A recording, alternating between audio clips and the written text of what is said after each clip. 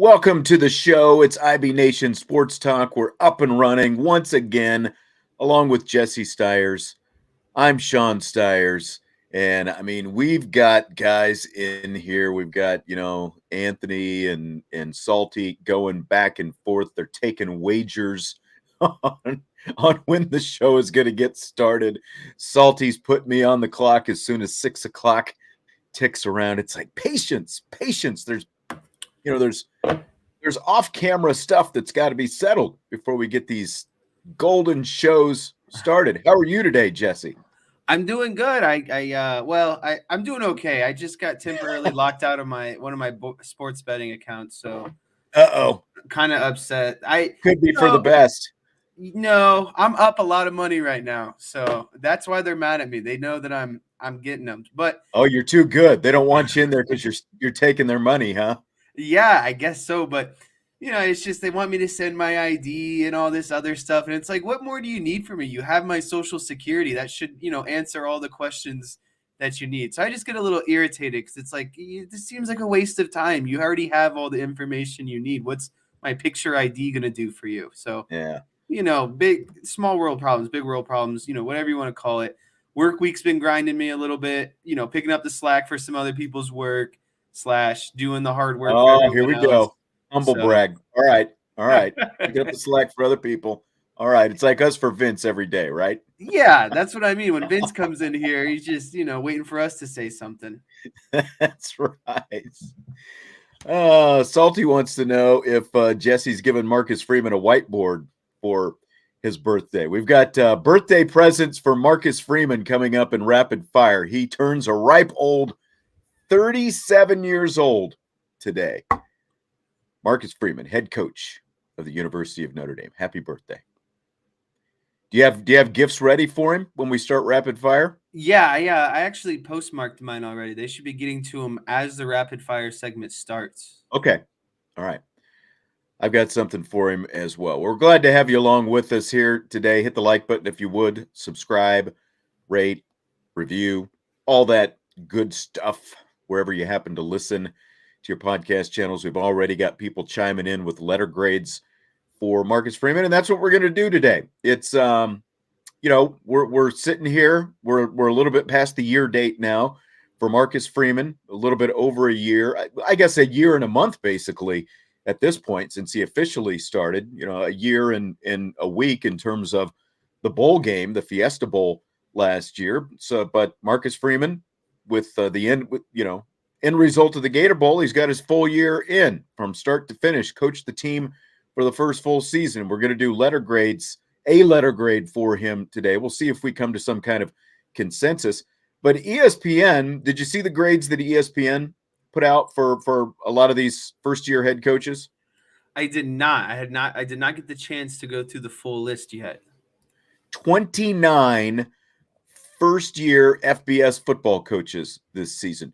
No surprise, Sonny Dykes, the TCU coach, gets an A. I honestly would have given him an A+. I don't remember seeing many, if any. I don't think there were any A+. I think Sonny Dykes deserves an A+, going from a sub-500 team first year.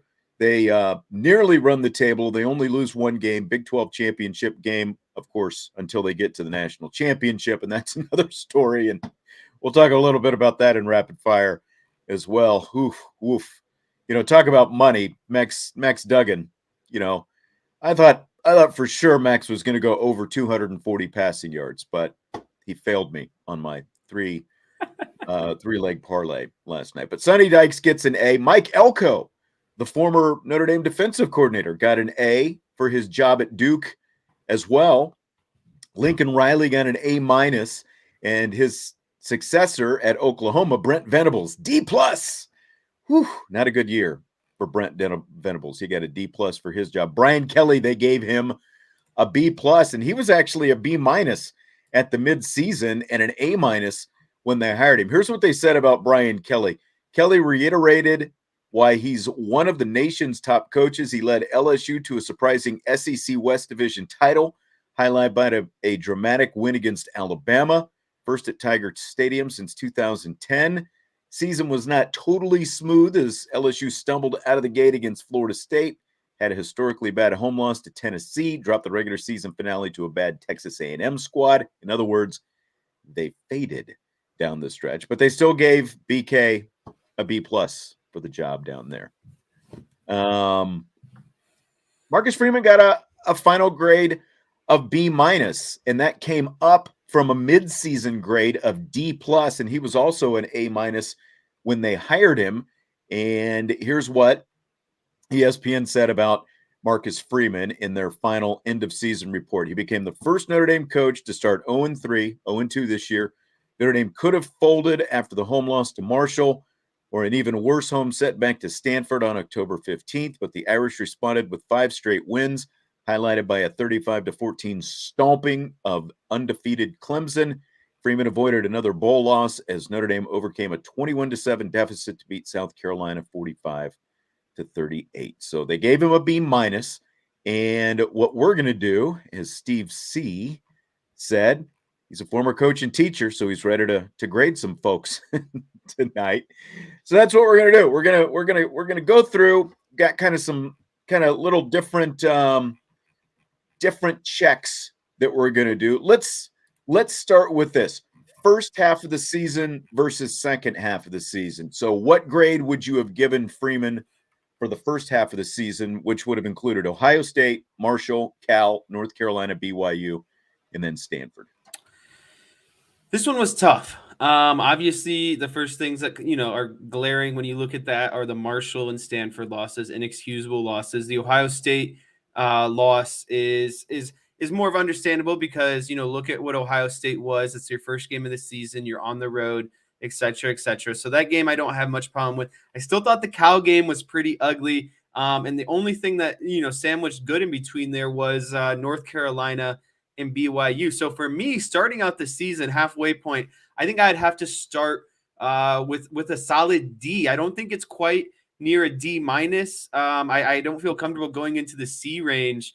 But not far away from one. Yeah, there's a difference between a D and a D-, but I'm going to stick with a solid D here. Losing to Marshall, losing to Stanford, the mess of the game that was Cal, which is a game that easily could have been lost, minus a couple things falling this way or that way. That game easily could have been a loss as well. So again, the only bright spots to me were the North Carolina and BYU game in that first 6. So solid D, maybe a D+, maybe a D+.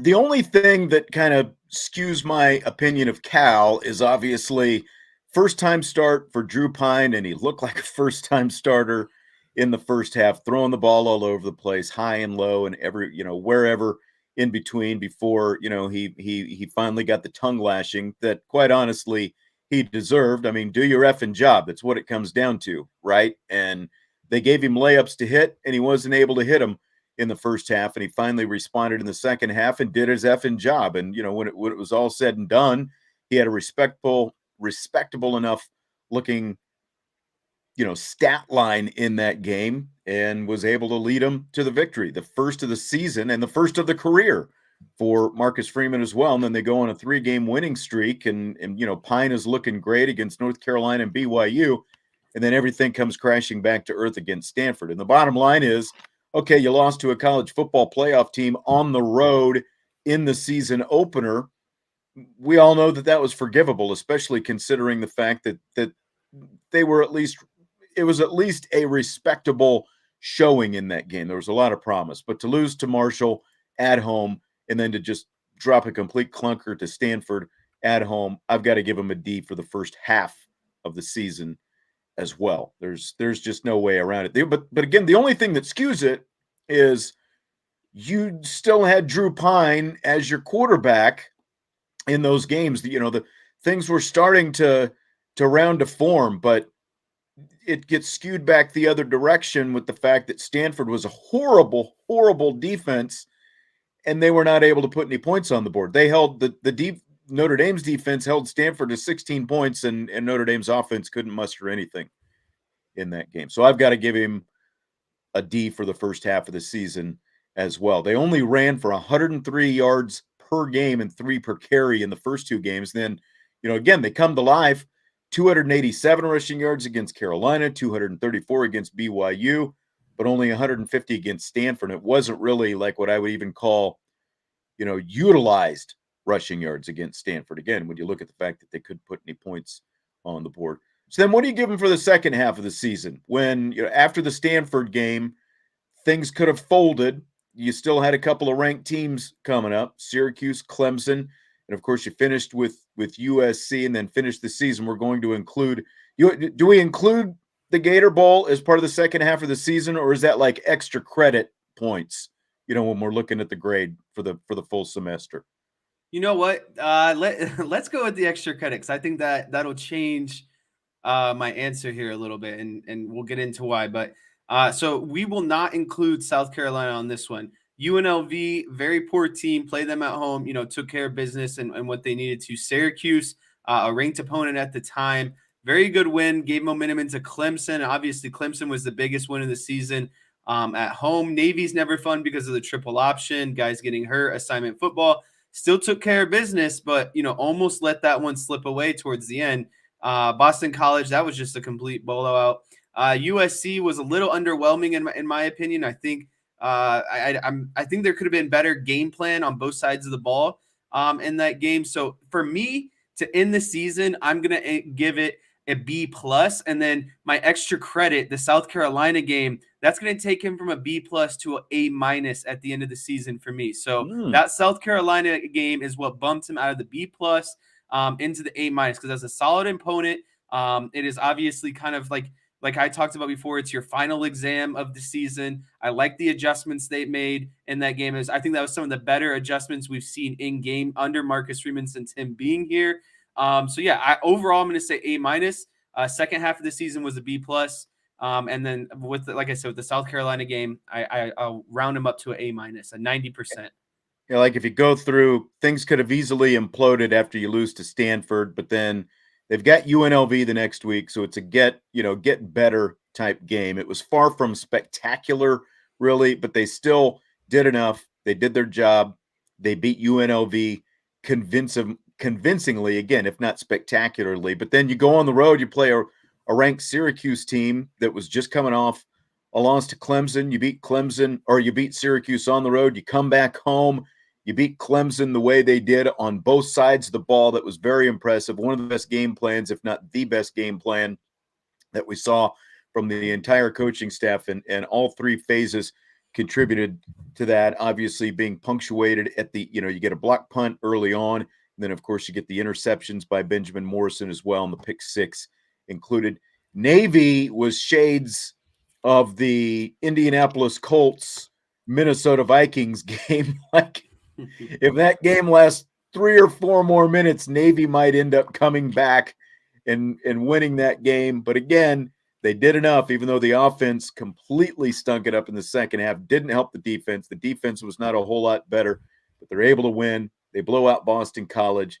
USC, really, it's crazy that Drew Pine ends up having the best passing game of his career in that game, but the running game never gets going against what was not a good USC defense. And I mean, Tulane showed that. It was just not a good USC defense, and they weren't able to do enough. And then, flip it around, and Notre Dame's defense got pushed around up front. I didn't think that we would see that. But and then South Carolina, to overcome a 21-7 deficit. And I think it was just, kind of a really good bookend to the way things started in Marcus Freeman's career against the Oklahoma State in the Fiesta Bowl a year earlier. And I mean, when you look at how things, like the way the offensive line came together, the way some other things came together, they ran the ball for over 200 yards in 5 of the last 7 games. But again, only 66 against Navy, 90 against USC. So I'm going to stick in the A minus range, just because there were still just enough inconsistencies. But the fact that you're able to beat Clemson obviously is still a good shine on things. And then you finish things up with a bowl win, so everybody's got to be happy about that. So I'm going A minus for the second half of the season. So now, as we look at the entirety of this thing, there's still some other things with Marcus Freeman beyond just wins and losses that I think play into this, and we've got like some different categories we're going to go through here, starting with recruiting, Jess. So what kind of grade do you give Marcus Freeman for finishing up with the number 8 recruiting class in the country? I want to ask you real quickly. We did, first half, second half. What would your overall grade be if Well, I I'm gonna save that until we get through all ah these categories. okay. All Okay. right.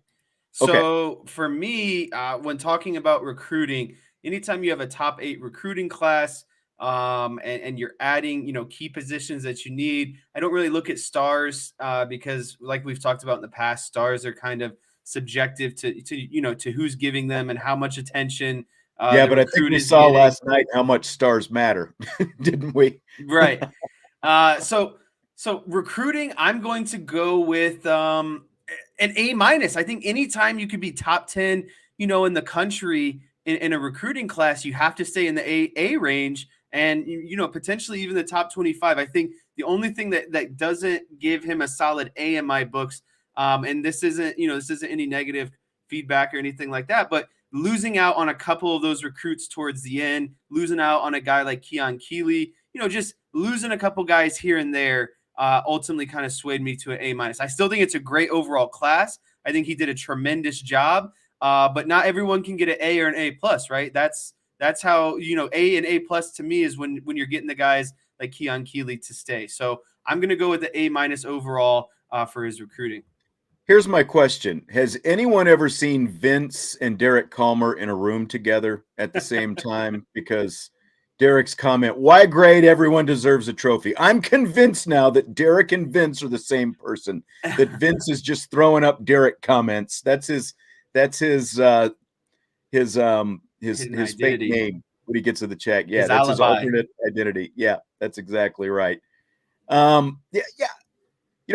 So you said A minus. I'm still going to give him a solid A for the recruiting because, again, we know who he missed out on, but I think you also have to look at what he did in the transfer portal recruiting as well That's to be able true. to go out to get Sam Hartman from Wake Forest, to get an experienced receiver from Caleb Smith. They addressed two big needs right there, to get a receiver in Smith from Virginia Tech, who, you know, had more production than any Notre Dame wide receiver on the roster this season. And now you've got one of the, if not the most experienced quarterbacks in the nation in Sam Hartman coming in. So I think I have to include that as well.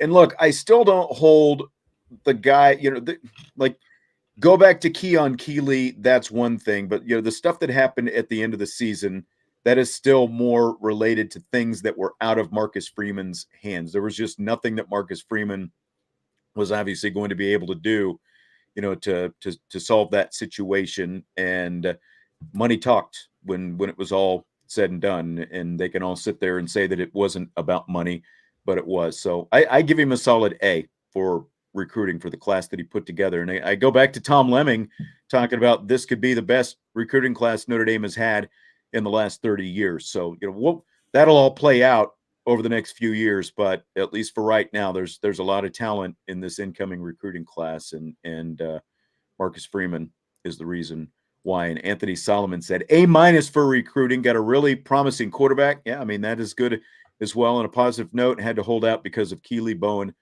and Jason Moore. So, yep. So high marks for recruiting. I think we all know that. What do you think about player development? Because to me, like, it's tough to name a whole lot of players who you can say made really marked improvement from last year to this year when you look at the player development part of becoming a head coach. Now, some of it is still kind of incomplete. We don't know exactly what the grade is going to be. Like Mayer was already great, but it's fair to say guys like Foskey, the Adamalolas, the linebackers, at the very least stayed flat line, if not, maybe took a little bit of a step back. But then, like Xavier Watts made progress over the course of the season. Joe Alt ended up being an All-American, so he made progress. Zeke Correll, he improved. And then you had Benjamin Morris kind of emerge as a force, even though no one really expected that this season. So what kind of mark do you give him for the player development aspect? So you hit on a lot of, the position groups, and I think overall where I'm going to land is a B minus to maybe a solid B area. I think I'm more in the B minus range. And the way I look at it is I feel like the offensive line, running backs definitely improved. The offensive line got better. Running backs that we hadn't seen last year played and performed well in Estime and Diggs. And then the wide receivers were obviously lacking. And I really give him credit for, the Pine situation because, he's with a backup quarterback. They lose to Marshall. You have to develop that position if you're going to win games. Defensively wise, I think the defensive line and linebackers were, like you said, they didn't really take a step forward. And if anything, they kind of maybe regressed a little bit, especially if you take out someone like Foskey. So that position group and him being defensive minded, I felt like could have been better. And then, of course, the secondary was the brighter spot of the defense. So overall, I'm going to go with the B minus for player development. I think that there were areas that were really good, like the secondary, the offensive line, and the running backs. I think he got more out of Pine than expected. But then I think at some of the big play positions, your defensive line, your linebackers, your wide receiver, you saw a lack. And especially the defensive line and linebackers, that was a real concerning thing to me. So I'm going to stick with a B minus in this one.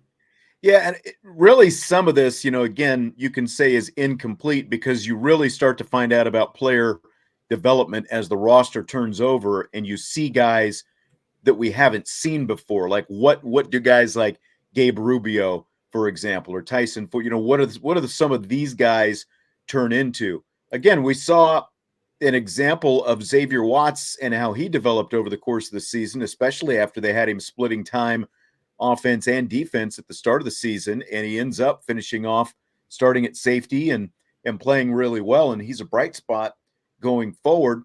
The offensive line definitely took a step forward. He went out and brought in a new offensive line coach. That was one of his biggest offensive, or off-season moves to get Harry Heastand back. We knew that Heastand had it in him, but to me, it's kind of spotty, But then again, like Chancey Stuckey with some of these receivers, like Jaden Thomas emerging at times, and like Deion Coldsey starting to emerge at the end of the season. I think what clouds a lot of this is just the fact that they had Drew Pine all season, and I don't want to peg Pine for everything. But I think that they essentially put together game plans that had to protect Drew Pine and tried to stay away from Drew Pine's weaknesses, and for the most part, they were able to do that. But at the same time, we saw the limitations that came with it. So some of it is hard to judge. But I'm in that C plus B minus. I'm kind of teetering right there with, again, more to be determined on the player development front as the roster continues to turn over the next couple of years. I think that's when we'll really start to see it. But, we know the areas the microscope is going to be held on, and it starts with the defensive line going into the offseason now. What about the ability to adjust? I put this up here as a category because I think it's something that you don't know about a first-time head coach until you see his feet kind of held to the fire. How do you think Freeman held up along those lines, adjusting as the season went on this season? So early in the season, I thought this was kind of a deficiency of his. And I think that's something that got better throughout the season. And so, for this one, I'm going to give a solid C plus because I think that there were instances C plus B minus type area because early on in the season, there were things that I think weren't working. I think that Marcus Freeman wanted this identity of being a power, kind of power run team controlling the clock. And that's what we saw majority against Ohio State. And I think that works to a certain degree, but you have to be able to take your shots at the same time. So I think that, his ability to adjust kind of potentially, held them back in games like Marshall and Stanford, where I think if you have an experienced head coach, they can make the proper, in-game adjustments in order to win the game. So I'm going to land around a C plus area. I think it was it was pretty bad early in the season. But like I said, I thought that the way his ability to adjust, especially in that South Carolina game, showed the kind of transformation that Marcus Freeman went throughout the season. So again, ugly in the beginning, a lot better in the end. I think that gets you around an average of, average C or C plus area. Yeah, I mean, one adjustment he had to make. Now this isn't in season, but still, like he did have to adjust on the fly when he put this staff together to begin with, because he thought he was going to have Lance Taylor and John McNulty, but they both ended up getting offensive coordinator positions about a year ago. So that was like an early adjustment that he didn't have, think that he was going to have to make after he thought that a vast majority of the staff was going to end up being together. He ended up losing a lot of the staff, as it turned out, other guys for different reasons. But, the season started off, the message that they had, that he had, was finish, for his team. As in, we would have won the Fiesta Bowl if we had finished stronger. They obviously coughed up a big lead in the Fiesta Bowl. And, that really quickly changed after a couple of losses, and it became more about preparation and execution. And it seemed like, like adjusting on the fly like that to try to get the mentality right, I think can be tough. And I think the biggest thing was, as a first-year head coach, there's got to be like a tendency, it would probably be just to say, hey, this is the plan. This is how we do things. This is my plan. It didn't work these first couple games, but it's my plan. So if we just stick with it, it'll eventually work. But he didn't go that route. Instead, he was willing to evaluate, address whatever issues that he saw, and really address them on a week-to-week basis as needed. So there was a sense of urgency along those lines. He was able to identify and figure out the kind of things that he needed to change as the season went on. And again, things had to change in a hurry after Stanford, and they finished things off really strong, winning 6 of their last 7 games, with the only loss obviously being to USC, and the biggest win being to Clemson, right? Just a couple weeks after the loss to Stanford. So I'm going to give him a B for his adjustments. I think he did a solid job. I think you're right. Early on there were some questions, but again, we saw the adjustments over the course of a 13-game season. So I think he ended up doing a pretty solid job along those lines.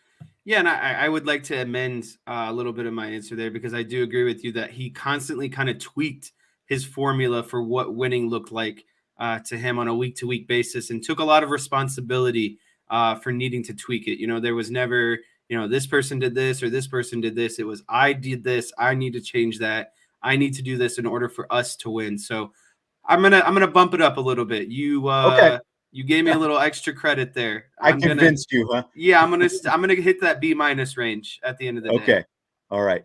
Anthony says he disagrees about what we were talking about, receivers regressing. They were much better route runners this year. The main issue was quarterback play other than Styles and his drops. And, and that was the biggest thing. And with Styles, I'm not sure that there's probably much that a coach could do, maybe a mental coach, which they didn't have. But, it's like when you hear like things like, it didn't sound like things went smoothly in practice, and we saw that kind of carry over to games for him. He's a really talented guy, but unfortunately, he wasn't able to show that. He still ended up being Notre Dame's leading wide receiver in terms of production this year, but cut the drops out, and it's a lot different. But I do agree. I think it was more about who was delivering them the ball than anything, with the exception of Styles. I still think that was more on him, but you get a more consistent quarterback, and those receivers are going to look a lot better, so we're gonna judge them, I think, a lot differently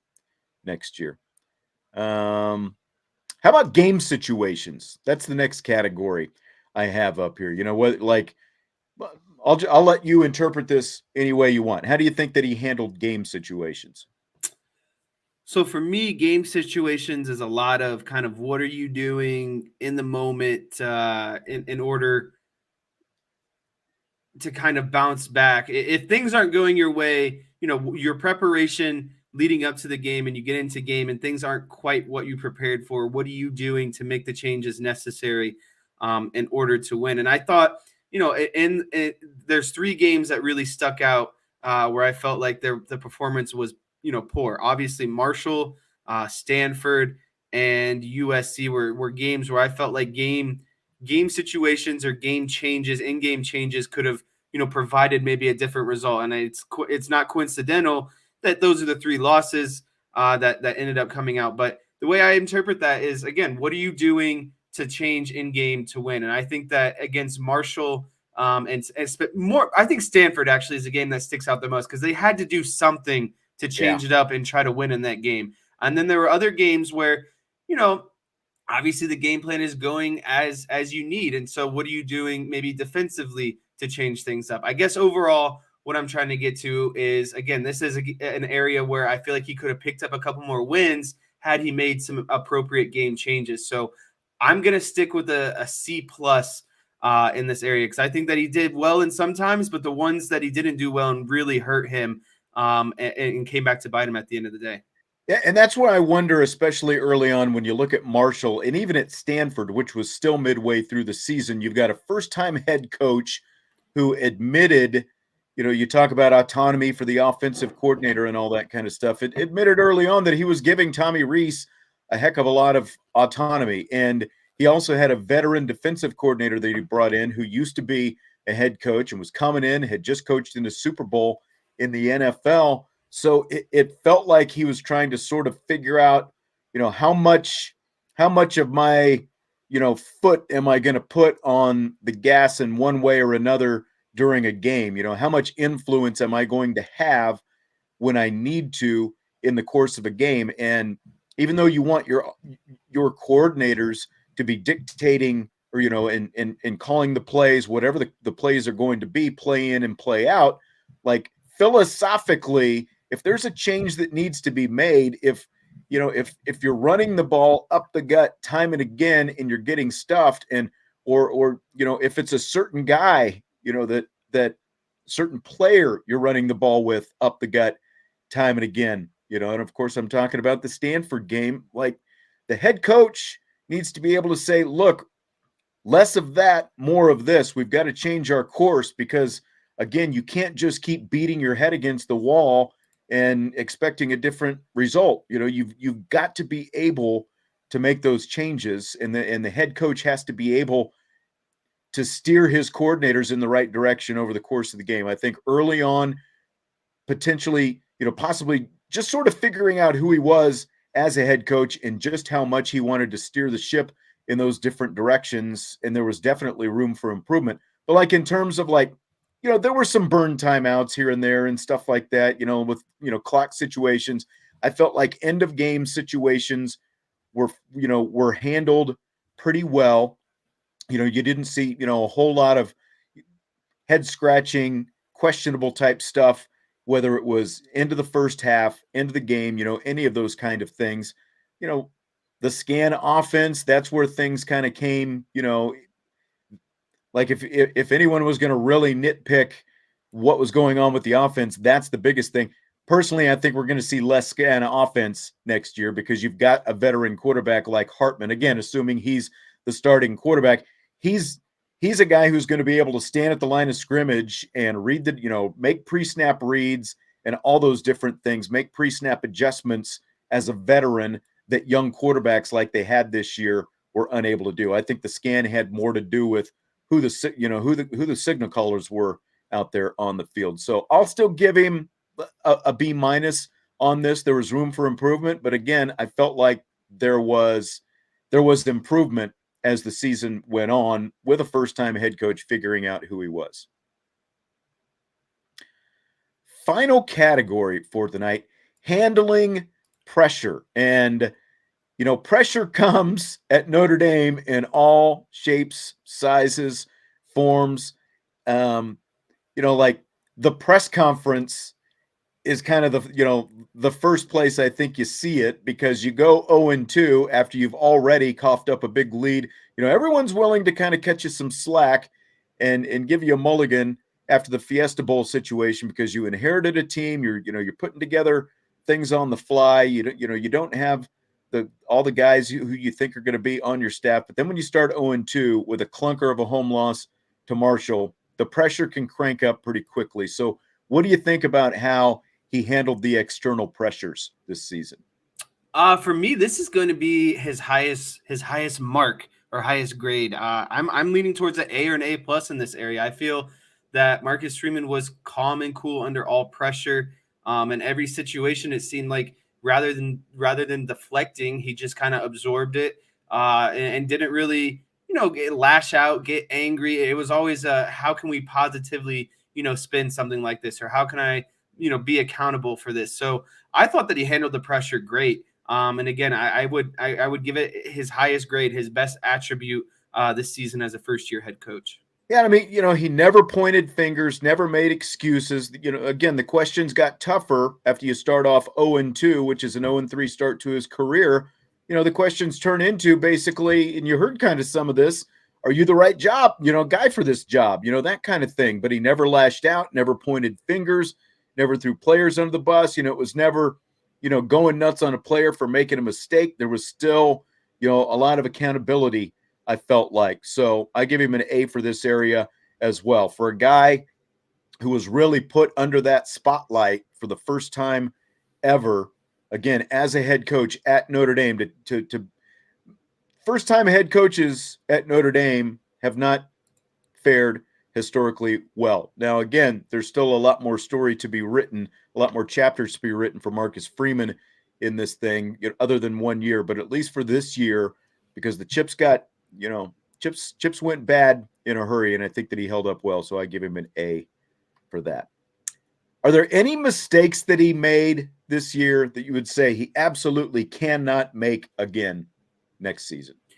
Yeah, this one's kind of tough, and I looked at it as more of like, rather than getting like deep into like the very specifics, you just can't. To me, you can't make the same mistakes again that you did this season. And I know that's a really simple answer, but the thing you can't do at any job or any players, you can't repeat the same mistakes again and again, or else you haven't learned, essentially. So if you haven't learned, then how are you getting better and not making the same mistakes again and again? I would say that the number one thing for me is the ability to adjust more quickly, I think, and that's in terms of a game to game basis and a long-term season basis. So I would like to see a quicker turn, and that's not to doubt yourself at quickly. That's just recognizing things are going wrong, and what you did to prepare isn't going to get the job done. So I would like to see, the number one thing I'd like to see is correcting his course at a quicker rate next season.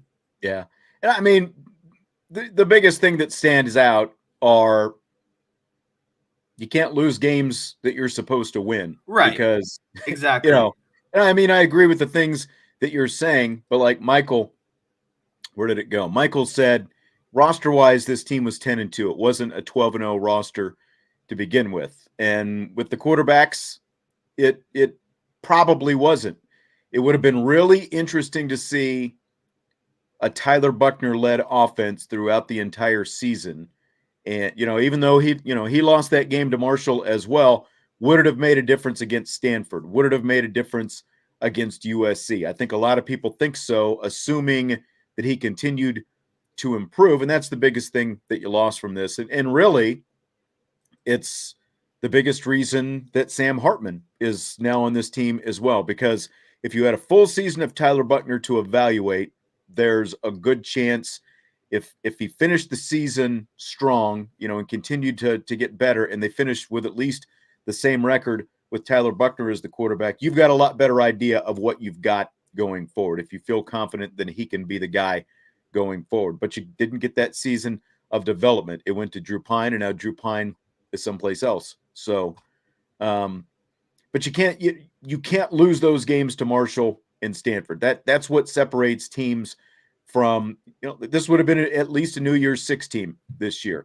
And in 2 years, if you're 10-2, if you finish the season 10-2, you're probably going to be a college football playoff team with a 12-team expanded field. So you got to win the games that you're supposed to win. You can't be losing, can't lay major eggs to Marshall and Stanford. You can't get upset like that. So that's the biggest thing to me, is you've got to show that you can take care of business in the games that you're supposed to take care of, and not just show up for the big games, because they were competitive in the big games and they won a big game, but you can't just show up for those games. You got to show up for all the games. So end of season grade, Jesse, Marcus Freeman's first season. We've seen a lot of different people throw up some B minuses out there. What say you? What is Marcus Freeman's grade for his first season as head coach? I think the regular season again is a C plus, overall C plus.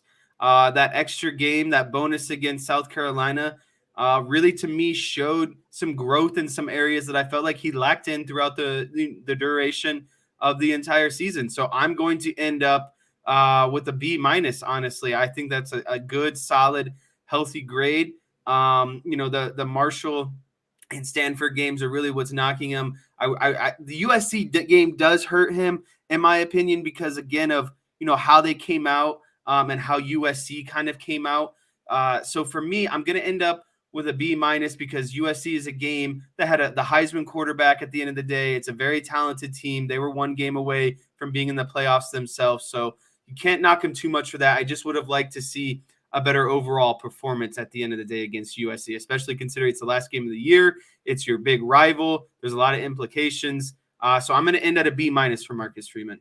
Yeah, I mean, that's a great point. When you think about it, you played against two Heisman Trophy finalists this season in C.J. Stroud and Caleb Williams. You played against a Joe Moore Award finalist, USC, even though a lot of people thought, obviously, that Notre Dame should have been on that. I think if Notre Dame had started off at probably week 7 and the offensive line played like that all year, they would have been. And, realistically, they've got a great chance, to be a finalist for that award next year, but they weren't this year. But, they played a great schedule. We saw good adjustments from Marcus Freeman, again, from start to finish. The fact that they were able to beat not USC, but Clemson, that swings things. If they don't beat Clemson, we're having a lot different conversation about this season. Yeah. And if they're not able to finish off the season with a win over South Carolina, we're having a lot different conversation about this season as well. It would have been a lot more sour if you don't win those 2 games. So I'm just sliding in a little bit higher than you at a B minus. I'm just touching B minus because I think that there was enough of a growth curve and a learning curve for Marcus Freeman to, from where they started to go 8-2 with the backup quarterback, and then to finish things off with the guy who was the starter at the start of the season, and to be able to come back and win the Gator Bowl against a good team, a South Carolina team that beat Clemson and Tennessee in back-to-back weeks. I'm sliding him up to a B minus for the season. Steve C said we didn't agree much on grading thoughts. Jesse is a tough nut to crack. And it's kind of funny because I was a little bit more loose with the grades today, and I am a notoriously tough grader. So, and Jesse was the tougher grader today. And, Things for the got people real who today. say, well, all we do is agree on everything, we didn't necessarily agree on a whole lot doing these grades for those categories tonight. Yeah, and if just wait till we get into this rapid fire, because I know that you posed some of these questions and they're not going to make me happy. And that's why we did them. Michael said 8-4 is what a tough schedule, first-year head coach and no quarterback. I'll take 8-4. And I mean, again, when you think about it, first-year head coach, you knew he was going to make some mistakes on the job, and to play 2 different quarterbacks, including the backup for the bulk of the season, managing a whole new staff, learning all these things on the job, that's why I have to bump him up a little bit to a B minus. I've got to get him out of the average rate. Is 8-4 going to be acceptable going forward? Absolutely not. But for how it all presented itself this year, I'm willing to give him a B minus because of the improvements that he was able to make over the course of the season. And just like a lot of people, I'm concerned about the defensive line as well. But like Anthony said, a high-end quarterback that can put points on the board, relieve some of the pressure on the defense. Because I think, like Drew Tranquil tweeted after the semifinal, offense wins championships in college football. And I think we saw that last night. So with that said, Jesse, are you ready for rapid fire? Yeah, I've been fired up about rapid fire all day, so I'm ready to get into this. All right. Well, I'm really interested to see where this goes then. If you're fired up for it, it's Marcus Freeman's birthday, So what is the birthday present Marcus Freeman needs the most? I think the birthday present that Marcus Freeman needs the most, wow, is just to sit back and relax for like a week or two, maybe a week. I know you can't really sit still being a head coach of a program, but I just need him. I know he's been running around in the first year. I know he's been under the pressure of the first year, had to put together a staff relatively quickly, lost some games that he probably shouldn't have, finished the season strong, has been recruiting his butt off. He's one of the lead recruiters as a head coach. I just think for his birthday, he needs to sit back and maybe just chill out for a little bit, hang out with his family, not touch the phone for a week or so, and just decompress a little bit, get away from things, refresh, and then really commit, to this next season. Because I think this is really where he's going to be judged in this next season coming up. And, especially, like we talked about, 8-4, obviously not what you want at Notre Dame, but considering the schedule, considering, the roster turnover at some key positions, and some of the coaching changes as well. I just think it'd be nice to sit back, reflect, and get a little bit of time off. Yeah, I mean, I think that's a good one, especially when you look at how his December went, man, with like recruiting. They were flying all over the country, and down there trying to wrap up Peyton Bowen didn't quite go their way, but they were wearing that jet out, man, like locking this recruiting class up. And then you get back and you're going through bowl practice and all this other stuff, and then you've got signing day coming up. You're dealing with transfer portal. You're out there trying to recruit guys out of the transfer portal as well. You're probably right. Some rest would be it. But I'm just going to say a big pile of NIL cash is what I would want for Marcus Freeman for his birthday. So, you can get those, get the people from development out there, get them out there on the fundraising trail. You can't tell me, if they can endow these coaching positions that they can't go out and, come out collectively and, do something to help Notre Dame so that they can win a few more of these battles. So they can win a big battle or two and you're not losing out on the big boys there at the end, so that's what I would get him, because, if it was a completely level playing field and Marcus Freeman gets to, go out there and compete on a level playing field like everybody else, like some of these other schools, I think that the recruiting class would have ended up potentially being in that 1, 2, 3 range someplace. Maybe it still ends up being there someplace, but that's what I would get him. Anthony said 2 stud defensive linemen is what he would get him. And, that is hard to disagree with as well. And they got an NIL director, but do they have an NIL benefactor is what I want to know. Who's pumping the money to the director? That's exactly right. There is still, there's still NIL at Notre Dame, as we've talked about, but I'm talking about the ability to go out and win some of these recruiting battles with it. That's what I would get him for his birthday. Fill in the blank, Jesse. It's blank that J.D. Bertrand said before the Gator Bowl that Jalen Sneed reminds him of Jeremiah Owusu-Koramoah, quote, those instances when you can see that are super exciting, end quote. I think it's very exciting, or very, what's the word? Like, it's hard to put this into one word, like foreshadowing. We keep hearing all these great things about, what he can do, but at the end of the day, I just need to see it, on the field. And I know we're going to see it. I know it's in due time. Jalen Sneed was a true freshman. But to get that kind of comparison to JOK, I think is great, because JOK is a guy who was very versatile. And I think that was his number one strength, is that he could do a lot of things. He could tackle you in the box, right? He could fit you up. He could tackle you on the perimeter. He had speed. He could cover you like a safety. He could, there was no liabilities in JOK's game. And I think that's what made him, the freak athlete that he was. And if you can make those comments about Jalen Sneed now, I think that he could be like a more juiced up JOK, because in my eyes, JOK was a little undersized, right? Like if he was playing safety, I think he'd be perfect. But if you're playing linebacker, I think you're a little bit undersized, but he makes up for that by his physicality and the way he can tackle in the open field. And I think Jalen Sneed's a little bit buffer, a little bit taller, a little bit quicker. And so if you can combine that with, JOK's performance on the field, I think that you have something great potentially coming up, or the foreshadowing for what he can be is terrific.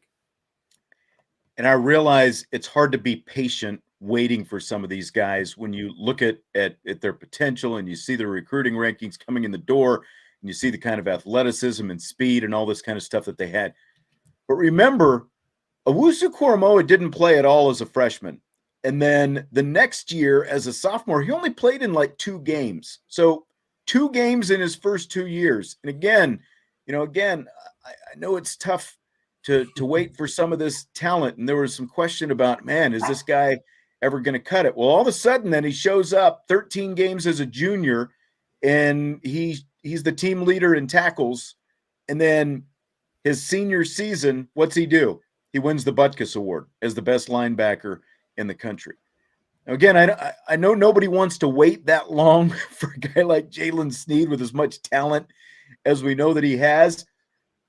But again, like we're talking about a direct comparison to Jeremiah Owusu-Koramoah, and even JOK took some time to cook a little bit before it all came together for him. So let's hope that everyone can remain patient. Him, the coaches, fans, everybody.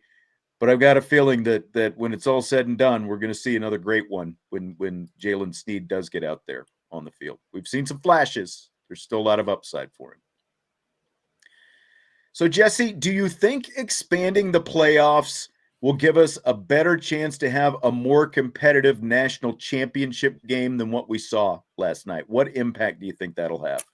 I think that expanding the playoff to a certain extent will provide some relief in the game that we saw last night, because it's only that many more rounds that a potential quote unquote maybe fraudulent team would have to go through of playing better and better opponents before reaching the national championship. Like, sure, you could potentially get lucky and squeak by, the first game, but the chances of you getting lucky and squeaking by the second game and the third game are very slim, because, miraculous moments they don't just line up and keep happening over and over again. So for me, I think the more, again, the data points you add, the more, opportunities or chances that these teams have to go through. It's just not a 1 week wonder, because I do think in certain weeks, 9 out of 10 times a team will win, but there's always that 1 out of 10 team time. But can they do it? Can they consistently hit on 1 out of 10 chances, week after week after week? So for me, I think that it's actually going to help strengthen the championship game by the time it all funnels down into it.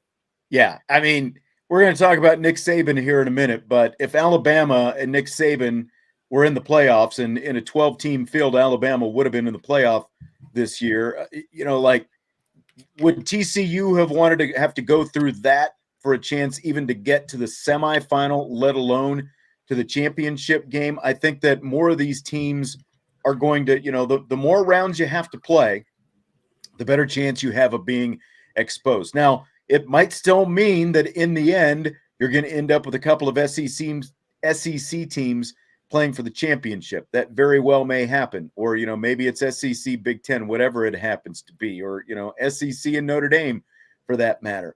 But I think that adding more rounds, just what you said, that's one more hoop that you have to jump through. And it's going to be harder for some of these Cinderellas to make it all the way. But that doesn't mean it still won't be fun in the early rounds when maybe, like in those first round games that you're going to have on campus, you could still see some shootouts and some really exciting games. But just like with the basketball tournament, as things progress, the cream rises to the top.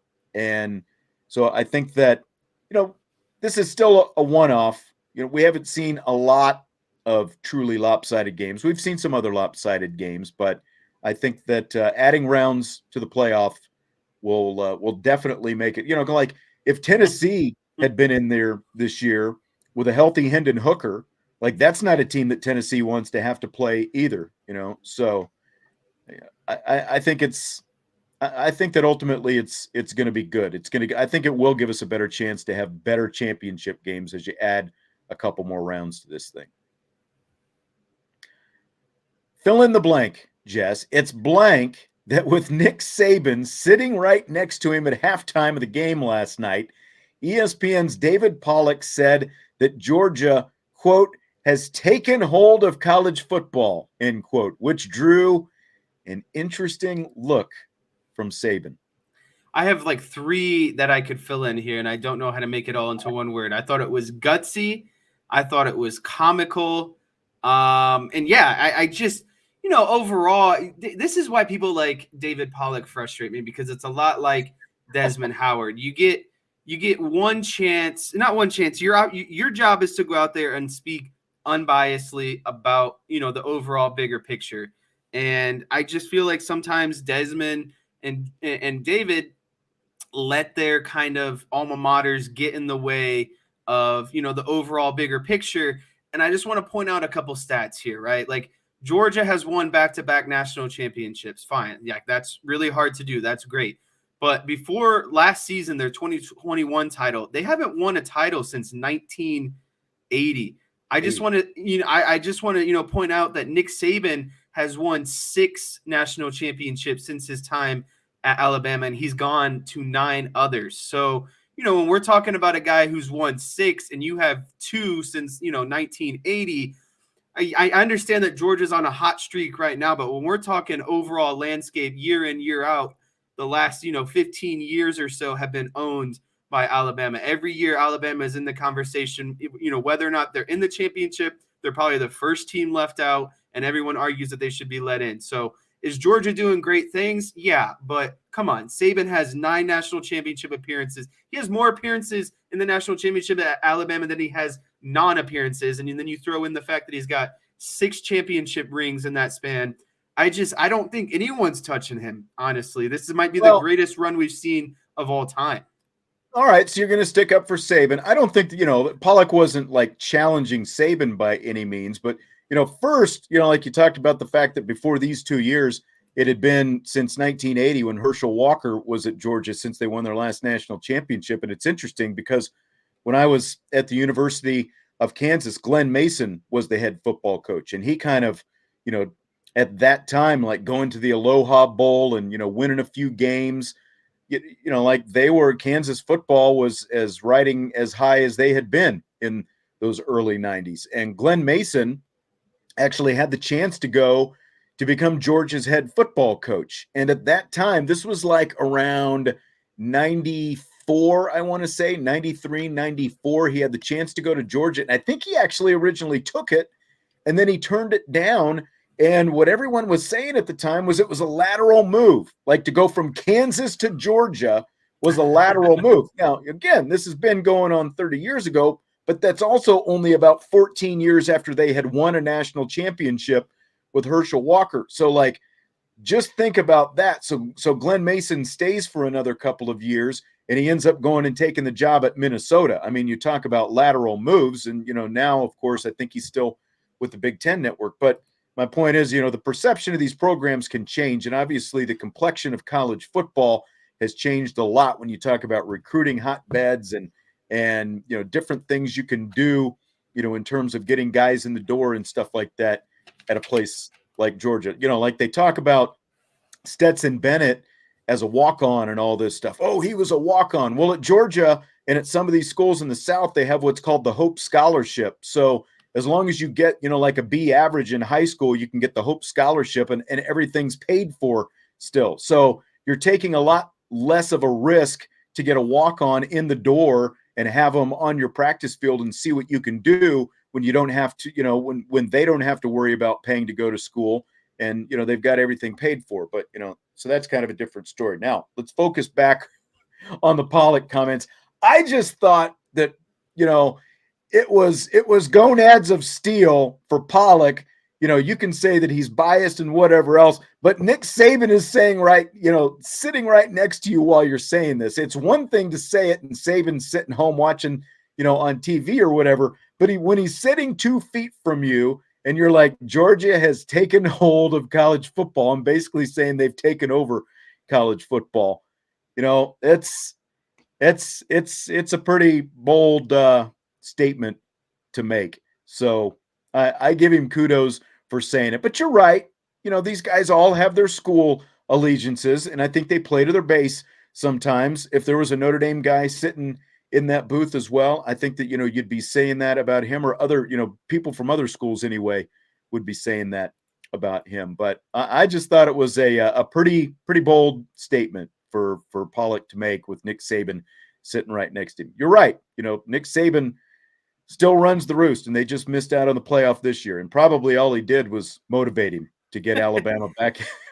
Well, that's and in what I there mean. next Like year. at this point, you're only doing things to motivate someone like Nick Saban because he has, such a high winning pedigree. I think that he's constantly kind of looking for new motivation. And when Pollock just sends, a stray bullet like that out of nowhere, I'm sure that he, kind of takes that as some motivation. Yep. Yeah, and that's like Derek said, definite slap to Alabama's face. And Sean says, "Don't poke the bear, Pollock," and that's probably all they've done. They've just poked the bear because every time you start to write off Nick Saban, here he comes again. And again, like this thing's going to expand to 12 in a couple of years, and assuming Nick Saban is still there, they're pretty much guaranteed a playoff spot every year with a 12-team format. So no one's going to want to have to play Alabama in the early rounds if they're not a top 4 seed. I guarantee that. So Jesse, here's my Dallas Cowboys question to you today. And I think I saw somebody bring this up I can't remember who it was now with all these hot takes that have been flying fast and furious over the last few days. Would you trade the Cowboys losing to Tampa Bay in the first round of the playoffs if it means they fire Mike McCarthy and hire Sean Payton as head coach next year? No, no, no, and even some more no. Everyone talks about what's the Cowboys' biggest thing. They have these great, regular seasons. They get into the playoffs and they never do anything in the playoffs. I will always take playoff wins no matter what. And another thing I'm going to double down on here, and I think this might surprise you. I like Mike McCarthy. I like what he's done in the last 2 years. I think in his first 3 seasons, year one, he didn't have Dak. Obviously, a tough season, had a losing season, but with a fully healthy quarterback, he's 12-5 in his last 2 seasons. I would take 12-5 from my head coach every year going forward. And I don't know what Sean Payton's going to change in the regular season. Is he going to maybe go, 13-4? Is he going to go, 14-3? 12-5 is very respectable. That's going to get you into the playoffs every single season. I think, I was, if you would have even asked me this question probably 2 months ago, I would have absolutely called you crazy. But, unfortunately, the Cowboys have been going through their back end kind of season here with a couple key injuries. They lose 2 corners out of their secondary. They lose 2 different offensive lines. They're kind of going through a different offensive line rotation right now. They lose their Mike linebacker. So the defense has kind of been sputtering a little bit. When this team plays, when this defense plays how they're supposed to, and this offense, when the offense plays how they're supposed to as well, I don't think this is a bad team. And I think that Mike McCarthy is a good coach. Last season, they led the league in penalties. Now they're the 10th worst in penalties. Is it improvement? Yeah. Do you want to see it maybe a little bit better? Sure. But to me, I'm okay with Mike McCarthy. I think the issues with the Cowboys go deeper than the head coach. I think that the head coach is just kind of a puppet at the end of the day. And I don't know what coach would ultimately change that. Would someone like Sean Payton with a bigger personality change that? Sure. But at the end of the day, you're reporting to Jerry Jones, and Jerry Jones ultimately makes a lot of the decisions. So to me, again, the head coach is a puppet figure. I'll take 12-5 every year. I will never say no to a playoff win ever. And I think they're going to win against the Buccaneers. They're going to go on and beat the Eagles. Now you've gone too far. That's because just, theoretically, that's I can agree with most of everything you just said. If you're going to sit here and guarantee a win Monday night, I am. Put it on the record. Put it on the record. You're right. Your buddy Sean Koski, your college teammate, is absolutely right. You're delusional, my son, to sit here and guarantee that they're going to win. I have zero faith in that. I have faith that they can be in it till the end, but I also have faith that Tom Brady is better than Dak Prescott even right now. I'm discouraged by all these interceptions that Dak is throwing. It's the uneven play that bothers me the most about Mike McCarthy, because things definitely seemed like they had gotten better this year in year 3 under McCarthy, and then the middle of the season flips and you see just a lot of sloppy, uneven play, barely beating the Houston Texans. And you can even forgive losing to the Jacksonville Jaguars because they ended up winning the AFC South, but had they not beaten Dallas, they wouldn't have won the South, I don't think. And you lose to a team that was playing its third string rookie quarterback to end the season. Why? Because of sloppy play. 10-3 announced by the offense, and you're still back in Dak right now. They I'm threw sorry, I'm off. not buying They that. threw off. Now, as to the question itself, I actually agree with you on the answer to the question. I would not take this trade-off because playoff wins are ultimately what we want, even if, I'm not willing to go out on a limb and guarantee them. And the other thing with Sean Payton is, you're right about the puppet thing. No matter who the head coach is, you're still a puppet with Jerry Jones. And I have no confidence that Jerry Jones would even let Sean Payton come in and clean house, because if, that's ultimately what you need for the most part, is a full clean house, unless you can keep Dan Quinn as defensive coordinator, keep him from becoming a head coach. But you're also going to have to give up draft picks to get Sean Payton, because the Saints still hold the rights to Sean Payton. So anyone who wants him as their head coach is going to have to give up some draft picks.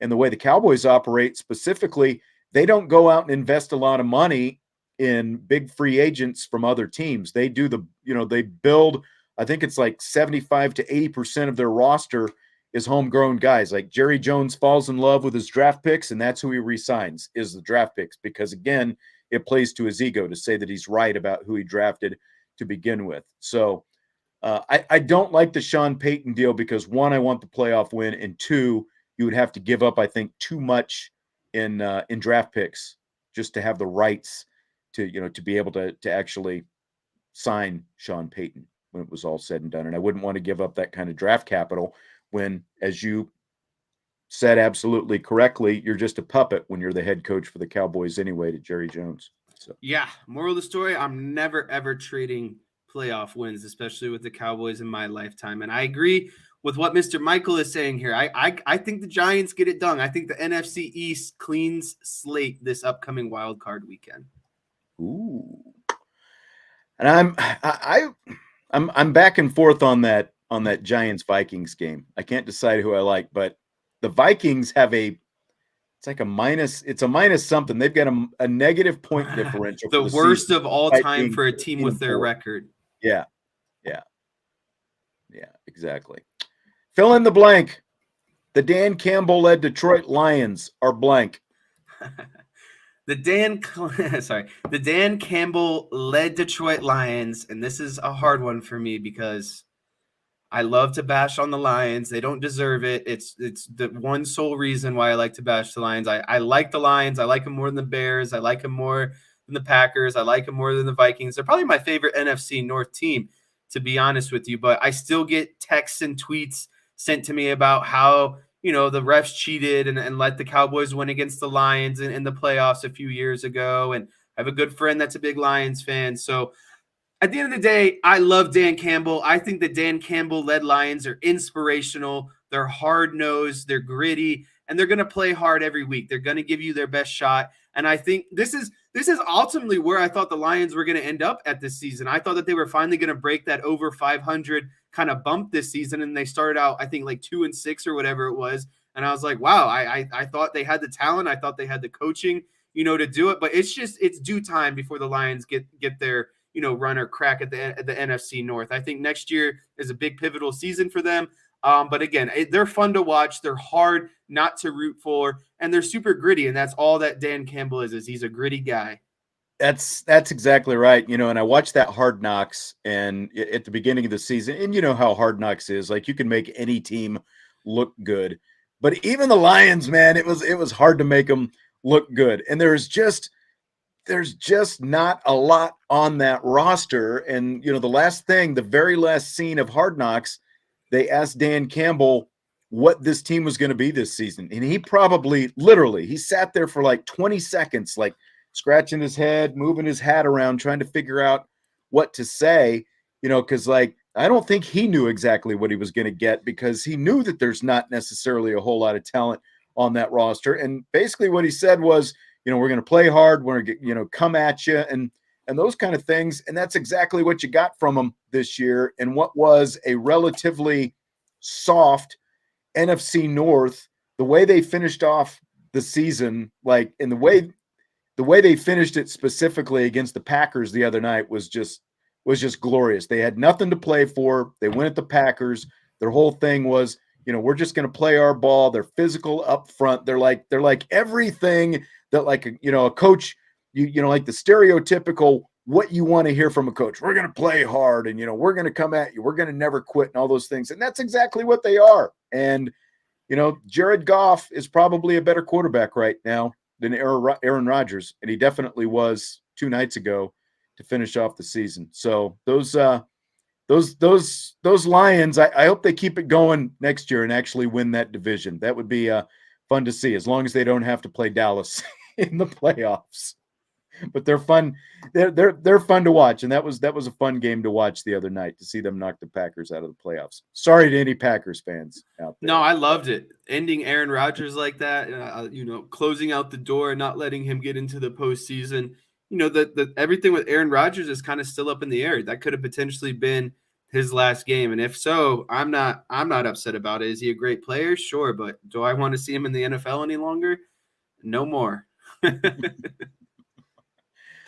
All right, well, that's going to do it for tonight. Appreciate all the comments tonight. Had some fun, and happy birthday again to Marcus Freeman. Jess, appreciate it. As always, hit the like button if you would as you're watching on your way out the door tonight on the YouTube channel. And, of course, give us a 5-star rating on your podcast platform, and subscribe, rate, and review. Jess, I will talk to you later this week. Adios, my friend. We will talk to you later. IB Nation Sports Talk.